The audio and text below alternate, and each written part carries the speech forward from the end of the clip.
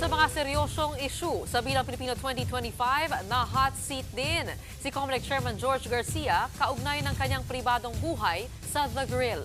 Inungkat ang kanyang mga bigating kliyente at maging ang kanyang sahod. Nasa frontline ng balitang yan si Mayan Los Baños. Kasi they want to know you.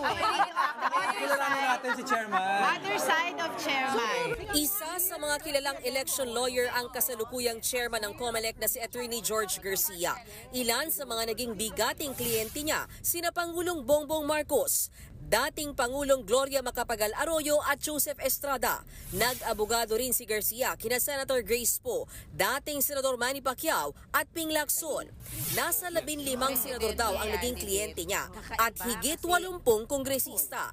Kaya ang tanong sa kanya ng mga batikang mamahayag sa kanyang pagsalang sa The Grill nitong Sabado, sino sa kanila ang may pinakamalaking ibinayad? Mahirap kasi sabihin kasi siyempre merong lawyer-client relationship. Sino mas galante?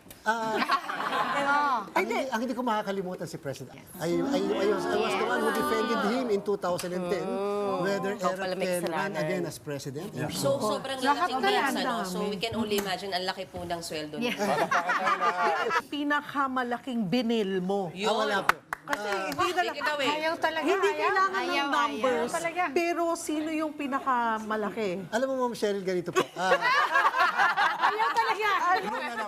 Bukod sa pagiging dekampanilyang abogado, halos 3 dekada ring naging bahagi ng akadim si Chairman.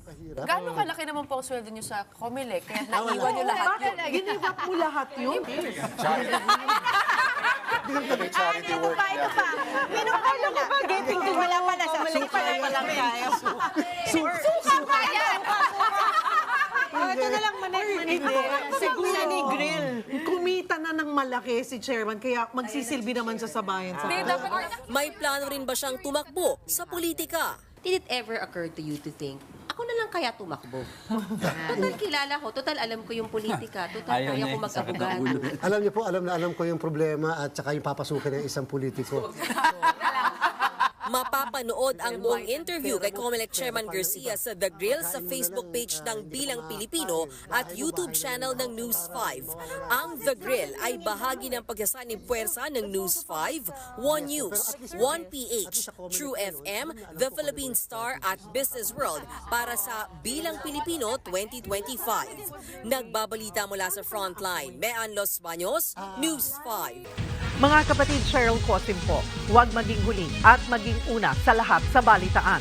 Para sa tuloy-tuloy na talakayang sa Frontline, mag-follow at mag-subscribe sa social media pages ng News 5.